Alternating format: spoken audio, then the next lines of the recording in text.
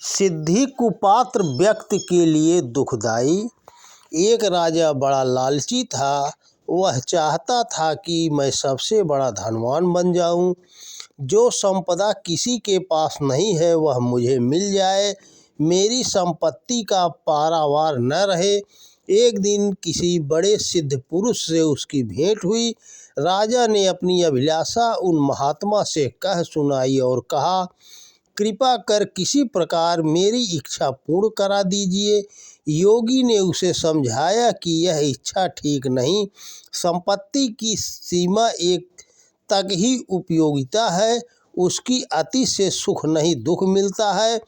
पर राजा की समझ में न आई। वह अपनी इच्छा पूर्ति के लिए ही अनुरोध और आग्रह करता रहा।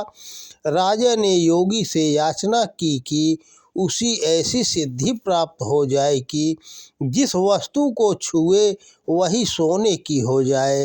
राजा की अति हठ को देखकर योगी ने उसे वैसा ही वरदान दे दिया। राजा की प्रसन्नता की सीमा न रही।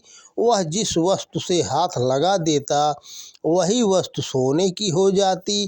थोड़ी देर में उसके महल, किवाड़े, रथ, पात्र, पलंग सभी सोने के हो गए। चारों ओर स्वर्ण ही स्वर्ण था। राजा स्वर्ण के समुद्र में उतराता हुआ आनंद विभोर हो रहा था। पर यह क्या, यह आनंद तो थोड़ी देर भी स्थिर न रह सका। राजा का छोटा सा बच्चा दौड़ता चला आया और पिता की गोद में चढ़ गया। राजा ने उसे गोद में उठाया ही था कि वह सोने का निर्जीव खिलौना मात्र रह गया। पुत्र चला गया, सोने की मूर्ति हाथ में रह गई। पुत्र की मृत्यु का समाचार पाकर रानी पागल की भांति दौड़ी आई। राजा की गोद से मृत पुत्र की लाश को उठाने जा रही थी कि वह भी राजा के हाथ से छू गई। बस छूने की देर थी, रानी भी सोने की पुतली हो गई। वह बहुमूल्य धातु की जरूर थी, पर उससे प्राण विदा हो गया था। राजा किंग कर्तव्य मूढ़ हो रहे थे। स्त्री और पुत्र की मृत्यु से उनका शरीर जलने लगा। तृष्णा शांत करने के लिए पानी का गिलास उठाया तो वह भी सोने का हो गया। भोजन के लिए ग्रास तोड़ा तो वह भी सोने का। पसीना सुखाने को पंखा उठाया तो वह भी स्वर्ण का। भारी एवं कठोर सा औजार मात्र रह गया। हवा करने के काम का वह बिल्कुल न था। कपड़ों से हाथ लगा तो वे कवच की तरह शरीर पर मढ़ गए। बिना काटे हुए वस्त्र उतरने वाले न थे। मल मूत्र त्यागना कठिन हो गया। लेटने और आराम करने की भी स्थिति न रही। सोने के मोटे मोटे भारी कपड़े उसे जहाँ के तहाँ जकड़े बैठे थे। यह स्थिति राजा को नरक की जलती हुई ज्वाला के समान दारुण दुख देने लगी। उसका एक एक पल एक कल्प के समान बीतने लगा। योगी राज अपनी दिव्य दृष्टि से ये सब देख रहे थे। वे हंसते हुए राजा के सन्मुख फिर उपस्थित हुए। उन्हें देखते ही राजा फूट फूट कर बालकों की तरह रोने लगा।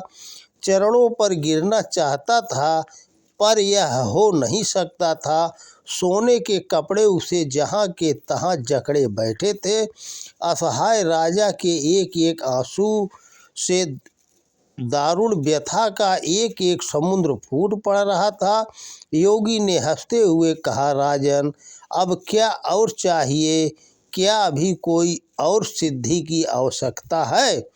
राजा की आत्मा क्रंदन करने लगी। प्रभो, इस समय व्यंग न कीजिए, अब तो प्राणों पर बीत रही है, किसी प्रकार इस सिद्धि से बचा दीजिए। योगी दया से द्रवित हो गए। उन्होंने अपनी माया समेट ली। सिद्धि का प्रभाव चला गया। सब वस्तुएं यथावत हो गई। राज परिवार ने संतोष की सांस ली, मानो उन्हें उबलते हुए तेल के कड़ाह में से निकाल लिया गया हो। योगी ने कहा, मैं पहले ही कहता था कि तुम्हारे लिए सिद्धि सुखदायक नहीं दुखदायक होगी। जब तक वासनाओं का पूर्ण क्षय नहीं हो जाता तब तक सिद्धि का अधिकार प्राप्त नहीं होता। दोस्तों नमस्कार, जय हिंद, जय भारत।